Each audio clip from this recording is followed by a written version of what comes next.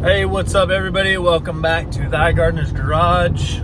I'm just getting off work right now. We're in Sacramento.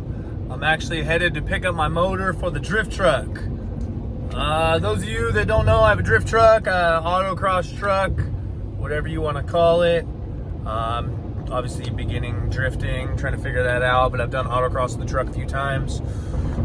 So it was running about a year ago. I spun a rod bearing, material went through the whole motor, and it had pre-detonation in every cylinder, so I had to get re-sleeved, but we didn't want to re-sleeve all of them, so we got a brand new block, LS6 block.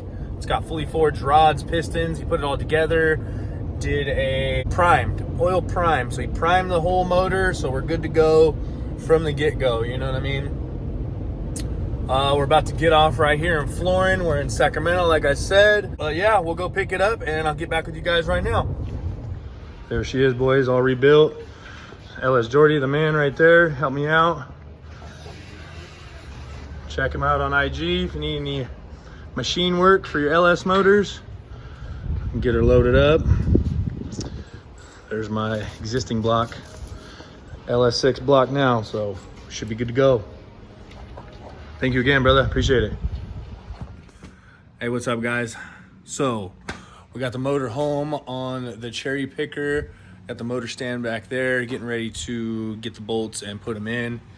But I wanted to do a quick little segment of this video talking about the motor itself. So that's the original block I started out with for this truck. It's a square body. It's not that one back there. It's a 84.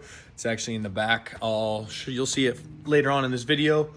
But it's a LS6 block. So it's pretty much a 5.7 bored over about 10. It's got fully forged pistons, fully forged rods. It's at 11-to-1 compression. So the last rods got hot from improper tuning. The timing was off. So if you could see this rod right here, I'm not sure if you can see it. You see the coloring, discoloration.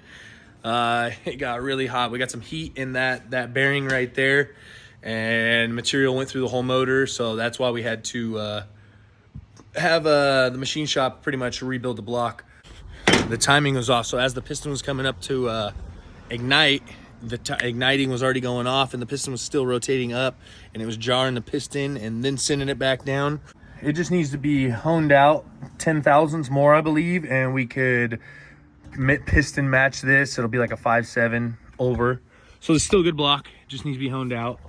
Yes, so we got to wait to get some motor mounts in for the drift truck, and then we'll start getting it together. The transmission is built, ready to go. It's got billet synchros. If you want a little more information on the transmission, it's a T56 6-speed manual. I got other video earlier in, obviously, my collage of videos talking about that transmission being built in the shop that I took it to and all that.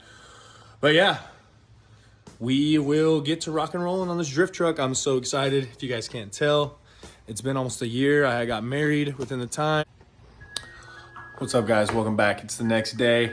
As you can tell, I got the motor and trans mated together. I got the pilot bushing in, got the clutch on, torque to spec and everything like that, obviously. But it's just me wrenching on the truck today and my helper, Axel, Parson Russell Terrier. The OG subscribers will know this truck. It is a 1984 Chevy C10 Scottsdale. It's got the full Ride Tech coil-over suspension in the front as well in the back with 4-link with the panhard bar. It's actually got a Mosier fabricated 9-inch in the rear with 411 gearing, so it spins real quick, you know what I mean? Get that power all down low. But yeah, we're gonna try and stab this motor today, get it in, get it bolted down, and start dressing it up and see how far we get. All right, so I got the motor in, got it all bolted down, got the cross member in, got the cross member all bolted down. I had to run to Ace Hardware, get some proper bolts. It took me a little while. I had to go run some errands. Now Now I'm gonna start dressing her up. Good thing I freaking taped and labeled every single wiring, so it should go pretty quick. I'm gonna start throwing some sensors in right now. Throw the intake on, starter, see how far I can get with it. I got the exhaust manifold gaskets. I got the harmonic balancer installer, so I can start getting after it, honestly.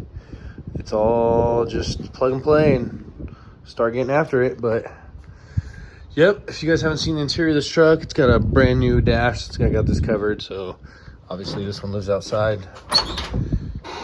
It's got Momo racing seats. Eventually I will change out the steering column and steering wheel to a racing steering wheel. It's got a odometer dash. It's freaking awesome. I'm so happy I ran with it. But I got a roll cage in the garage that's half cage. Eventually I'm gonna try and install in here and just put a little door bar in right here and run some harness, obviously harnesses, but I'm gonna have it professionally tuned, so I'm gonna tow it to the tune shop at Antioch. Not sure how much it costs, but you know what? I don't want to have to pay for another motor, so I'm gonna pay whatever homeboy wants. What's up, guys? It's a different day. I've been wrenching on it a little bit every day after work, as you could tell. It's pretty dressed up in the front. It's got the intake on. I'm getting ready to put the injectors. I'm not sure what size injectors they are. I'm getting ready to install them. And if you have ever had to pull injectors out of your intake before, they get really, really sticky and stuck in there. So this is gonna sound weird, but I learned from an injector guy, the man himself, to lube them up with a little bit of Vaseline when you go and install them. You put Vaseline in there, keeps them lubed up when you go to pull them back out. Just a little trick that I'm sharing with you guys. So I'm gonna install these injectors. Still got a lot of stuff to do. I gotta put the gas tank in, gotta put the radiator in. I still gotta put all the wiring on the motor. It's there, it's just kind of draped across. If you guys can see the blue tape, I freaking was smart when I took this apart and labeled everything. If not, I'd be guessing, you know what I mean? So yeah, radiator, injectors, coils. I gotta buy spark plug for it. The motor still needs oil. It's got about a quart of oil in it. It's gonna actually have this motor professionally tuned. I will make a video for that. I'm gonna take that out to Antioch. Yeah, so I do not want to have to rebuild this motor again. But yep, stick with me. I'm gonna get these injectors in and we'll get to it.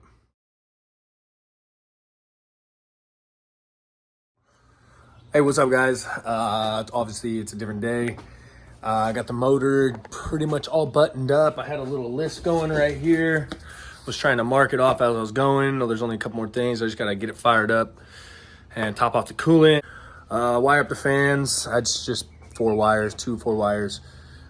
The seats, I'm gonna lift up the seats a little bit. I got a piece of unistrut right there. It's probably like 1.5 inches, almost 2 inches, that I'm gonna put under the seats. It was super hard to see over the hood and back the truck up.